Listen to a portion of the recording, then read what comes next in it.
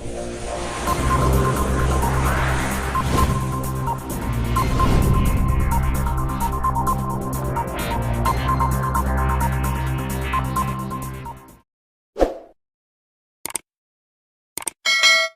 Dear student, स्वागत है आपका अपना YouTube channel Kumar bio classes में। डियर स्टूडेंट, मुश्किलों से भाग जाना आसान होता है, मुश्किलों से भाग जाना आसान होता है, हर पहलू ज़िंदगी का इम्तहान होता है। डरने वाले को कुछ नहीं मिलता ज़िंदगी में, डरने वाले को कुछ नहीं मिलता ज़िंदगी में, लड़ने वाले के कदमों में जान होता है। जिसने मेहनत किया है उसने दहाड़ा है, ठीक है। तो इसलिए मेहनत कीजिए। चलिए ज़्यादा बात नहीं करते हुए चलते हैं हम अपना टॉपिक पर। तो हम इससे पहले के लेक्चर में पढ़ चुके थे, अलैंगिक जन पढ़ चुके थे, क्या कॉलोन क्या है, अलैंगिक जन क्या है, उसमें लैंगिक जन की परिभाषा भी बता दिए थे, है ना। आज हम पढ़ेंगे अलैंगिक जनन के अंतर्गत हम पढ़ेंगे कुछ निम्न वर्गीय जीवों में अलैंगिक जनन किन किन विधि से होता है उसके बारे में पढ़ेंगे, ठीक है। तो हम आज उससे पहले अलैंगिक जनन की विशेषताएं पढ़ लेंगे, ठीक है। उससे पहले अलैंगिक जनन की विशेषताएं पढ़ लेते हैं, फिर उसके बाद हम पढ़ेंगे अलैंगिक जनन की विशेषताएं पढ़ने के बाद हम पढ़ेंगे क्या निम्न वर्गीय पौधे में या एकोष्ठी जीवों में ये जो अलैंगिक जनन होता है वो किन किन विधियों से होता है। अलैंगिक जनन के प्रकार पढ़ेंगे, तब हम फिर पढ़ेंगे लैंगिक जनन, ठीक है। तो हम आज पढ़ते हैं अलैंगिक जनन की विशेषताएं। अलैंगिक जनन की विशेषताएं,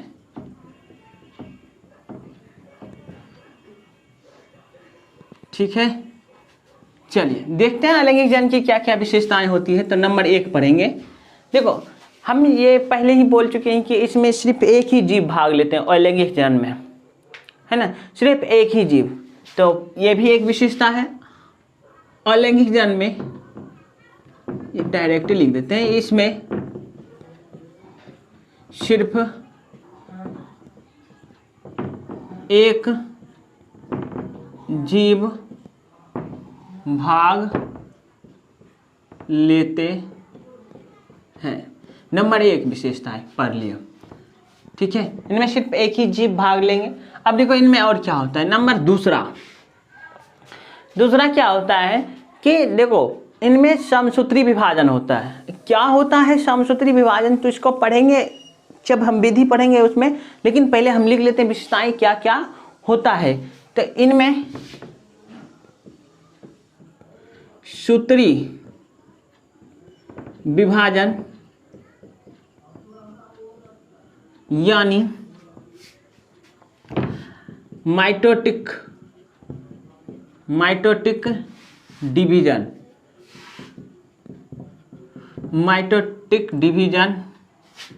होता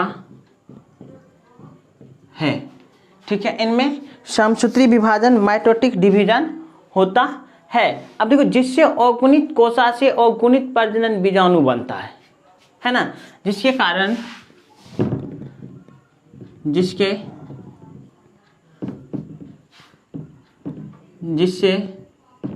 अगुणित कोशा से अगुणित प्रजनन बीजाणु बनता है, ठीक है। ये विशेषताएं हैं। अब देखो नंबर 3 अलैंगिक जनन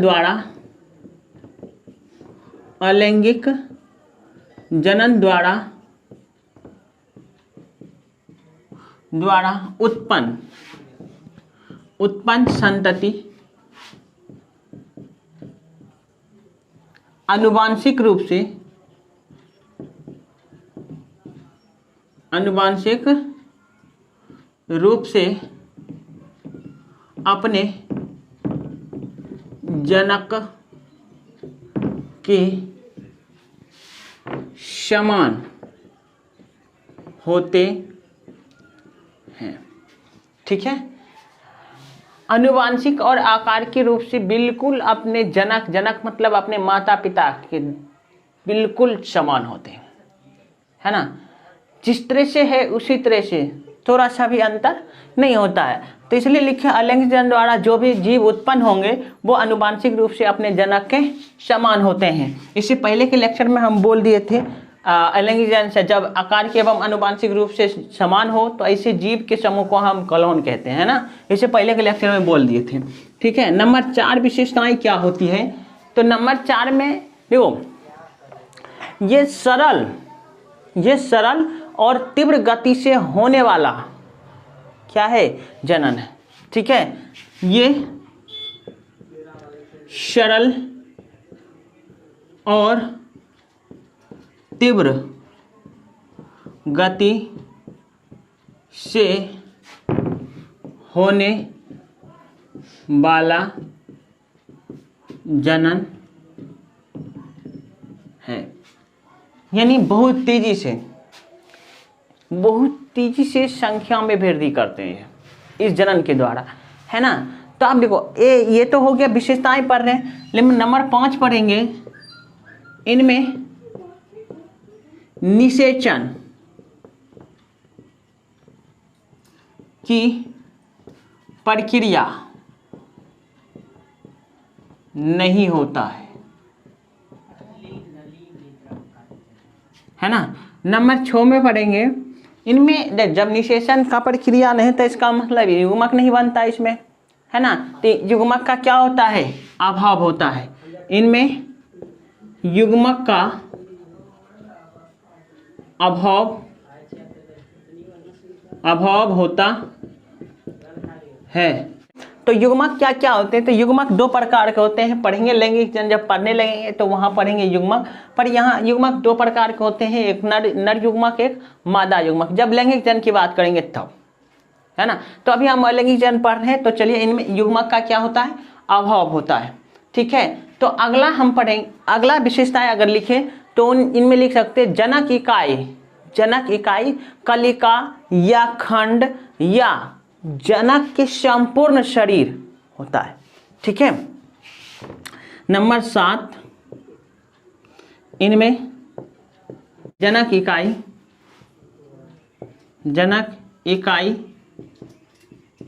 कलिका, इनमें कलिका, खंड या जनक का संपूर्ण शरीर, कलिका, खंड या जनक का संपूर्ण शरीर होता है। ठीक है, संपूर्ण शरीर होता है। अब देखो, तो ये बात हम नंबर 7 तक पढ़ लिए, और भी हो सकते हैं। ठीक है, और भी हो सकते हैं। तो ये सरल और तीव्र प्रक्रिया से मतलब इनमें जनन होता है, ये सब पढ़ लिए। तो ये विशेषताएं थे, विशेषताएं लिख लिया। अब इसको आप स्क्रीनशॉट ले सकते हैं। चलिए हम आगे बात करते हैं। कुछ निम्न वर्गीय पादप में अलैंगिक जनन निम्नलिखित विधियों से होती है। वो कौन कौन विधियों से होती है तो हम अभी पढ़ेंगे। तो जैसे फॉर एग्जांपल अगर बात करें तो शैवाल है, बड़फाटा है, फफूंदी है, ये सब जो निम्न वर्गीय पौधे हैं, इनमें निम्नलिखित विधियों से होता है जनन। तो चलिए देखते हैं। नंबर 1 में पढ़ते हैं विखंडन विधि। कौन सी विधि, विखंडन विधि।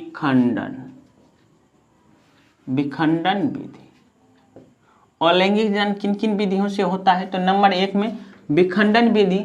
इसी को इंग्लिश में अगर लिखे तो बाय फिजन, ठीक है, बाय फिजन, FISSION, फ्यूजन यानी विखंडन विधि से। इसमें क्या होता है, इसमें क्या होता है, तो चलिए समझते हैं क्या होता है। इस विधि के द्वारा, इस विधि के द्वारा, इस विधि के द्वारा क्या होता है, देखो इस विधि में क्या होगा, जनन, जैसे कि इस विधि के द्वारा जो जनन होता है बैक्टीरिया या अमीबा में, इस विधि से जनन होता है विखंडन विधि से, तो इसमें प्रजनन के समय मात्र कोशिका क्या होता है, स्वतः दो भागों में, स्वतः दो भागों में बट जाते हैं, और इस प्रक्रिया को हम बाइनरी फ्यूजन कहते हैं, है ना। स्वतः दो भागों में बट जाते हैं, अमीबा और बैक्टीरिया, है ना, अमीबा और बैक्टीरिया में, ठीक है, विखंडन विधि से। इस विधि के द्वारा, इस विधि के द्वारा बैक्टीरिया, इस विधि के द्वारा जनन बैक्टीरिया, बैक्टीरिया एमोइबा, अमोइबा, देखो अमोइबा बोलते हैं, अमोइबा बोलते हैं, लेकिन हिंदी में पढ़ते हैं अमीबा में होता है, ठीक है। इस विधि के द्वारा जनन बैक्टीरिया और अमीबा में होता है, किस विधि में, विखंडन विधि के द्वारा। इसमें क्या होता है, इसमें, इस प्रजनन में, प्रजनन में, इस प्रजनन में, इसमें प्रजनन के समय, सॉरी, इसमें प्रजनन के समय, इसमें प्रजनन के समय जनक कोशिका, कोशिका स्वतः दो भागों में विभक्त हो जाते हैं, है ना। इसमें क्या होगा कि जनक कोशिका क्या है, स्वतः दो भागों में बट जाते हैं, है ना। ऐसी प्रक्रिया को हम क्या कहेंगे, फिजन, ठीक है, बाइनरी, बाइनरी फिजन कहते हैं। जिसे कि देख लो क्या होता है, अमीबा, ठीक है, ये अमीबा बना लिए,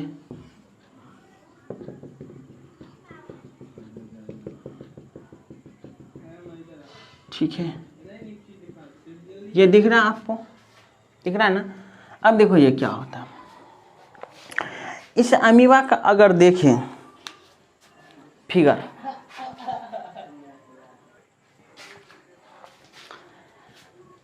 जैसे कि अमीबा, ठीक है, अमीबा का जो न्यूक्लियस है बट जाए, देखो धीरे धीरे विभाजित होना शुरू हो जाएगा, देखो, ठीक है, देख लो, दिखा देते हैं,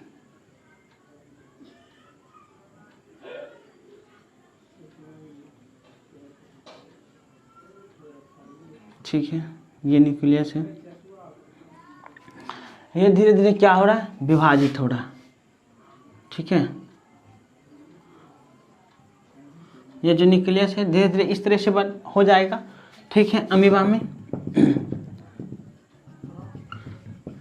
और फिर क्या होगा, ये धीरे धीरे न्यूक्लियस टूटकर अलग हो जाएगा। चलिए डियर स्टूडेंट, हम देख रहे थे अमीबा किस तरह विभाजन करता है। लाइट जाने के कारण हम इंतज़ार कर रहे थे, तो लाइट आया, फिर से हम बनाए वीडियो। तो अमीबा कैसे बढ़ता है तो हम देख लेते हैं। चलिए, ये इस तरह से देखो, अमीबा जो डिवीजन करता है अमीबा का, ये, ठीक है,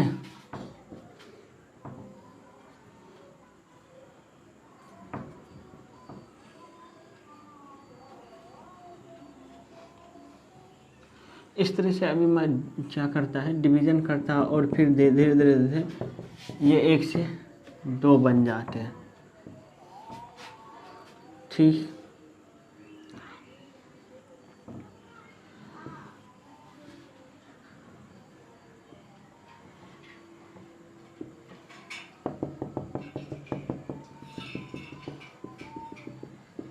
ये था कौन विधि, विभाजन। धीरे धीरे बटा, है ना। तो इनको हम क्या, बाइनरी फिजन, है ना, द्विखंडन विधि पढ़े थे। ठीक है, तो ये इसको अब जो इसको कहेंगे, ये हो गया आपका डॉटर सेल। कौन सेल, डॉटर सेल। ठीक है, ये क्या है, डॉटर सेल। ठीक है, ये था अमीबा। ठीक है, हम दूसरा विधि पढ़ते हैं, नंबर 2 मुकुलन विधि। मुकुलन विधि। ठीक है, इसमें क्या होता है, जिसको हम बडिंग भी कहते हैं। बडिंग मतलब मुकुलन। देखो, इस जनन द्वारा, अब इसमें क्या होता है तो हम पहले पढ़ लेते हैं। इस जनन द्वारा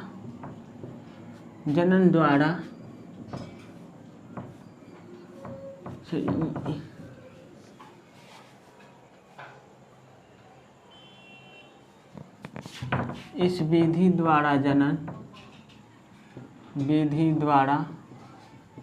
जनन इष्ट में होता है।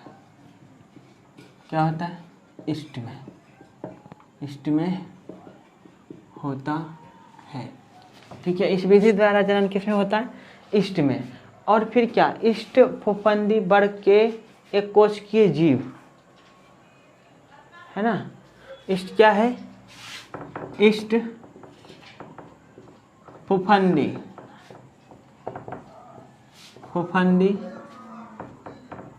यानी फंजाई वर्ग के एक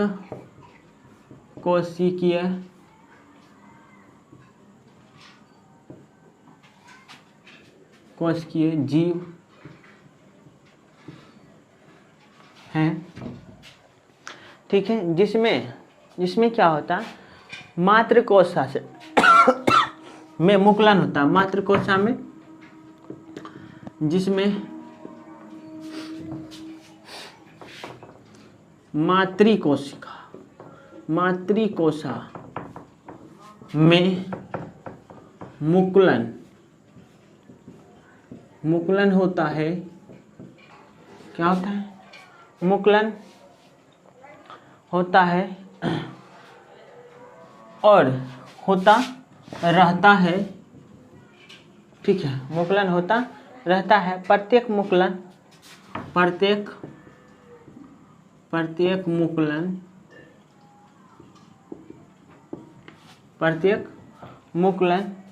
परिपक्व होने पर,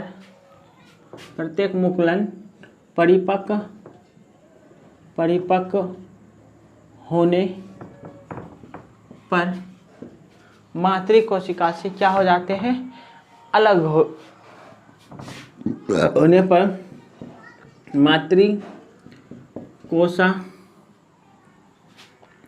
मातृकोशा से क्या होता है, अलग होकर, मातृकोशा से अलग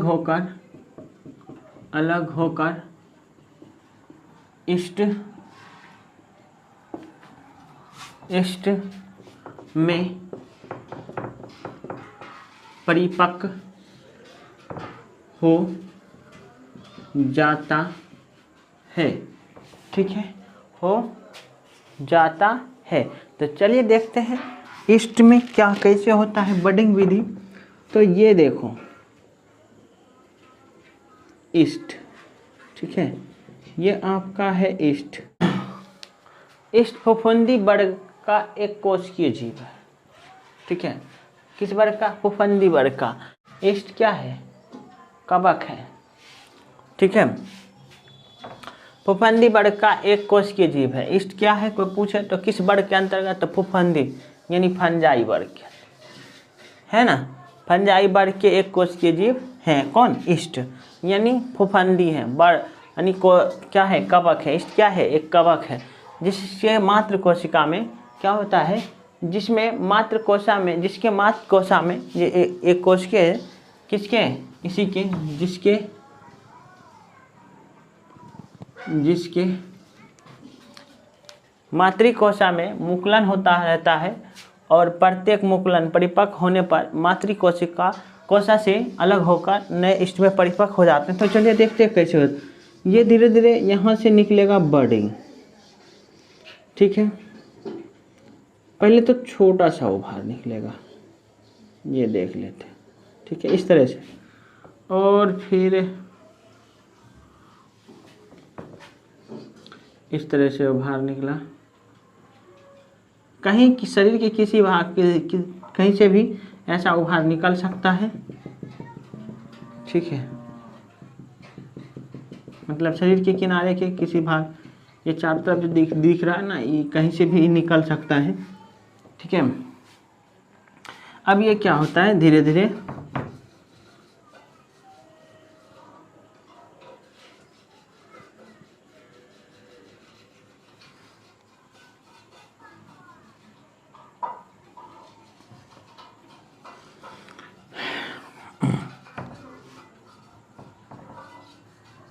ठीक है, धीरे धीरे न्यूक्लियस क्या होता है? बट जाता है।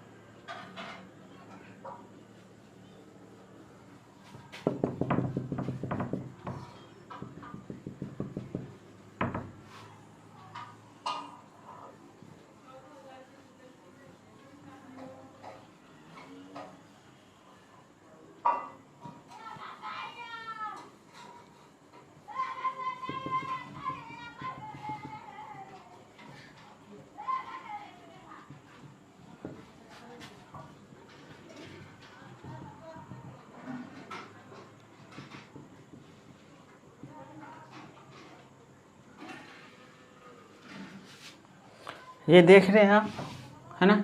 अब ये क्या थोड़ा बड़ा होगा और क्या होगा? ये अलग हो जाएगा, है ना।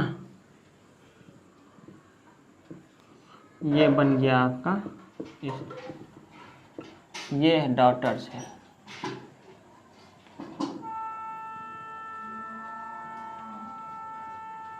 डॉटर सेल, ठीक है। ये अलग हो गया और वो एक जीव के रूप में सर्वाइव करेंगे, है ना। तो ये जो उभार निकलता है इसी को क्या कहते हैं? बड। तो इस उभार जब निकलता है तो इसी को क्या कहते हैं? बड। तो यहाँ मुकुलन विधि, इसी को मुकुलन कहते हैं, है ना। ये मुकुलन, ये निकला यहाँ धीरे धीरे क्या हो गया? टुटकला हो गया, उससे एक नया जीव बन गया, है ना। तो यही था एक मुकुलन विधि। तो डियर स्टूडेंट, आज हम यहीं तक पढ़ेंगे। इससे आगे की विधि आगे वाले लेक्चर में पढ़ेंगे। तो आज यहीं तक। थोड़ा सा परेशानी आ गया था, इधर दिखा नहीं था इसलिए, ठीक है। बाद में आप देख सकते हैं, उस समय बोल नहीं पाए थे, ठीक है। मतलब देखे नहीं थे, कैमरा रिकॉर्ड हो रहा था, ठीक है। तो आप इधर देख लीजिए, स्क्रीनशॉट ले लीजिए, ठीक है।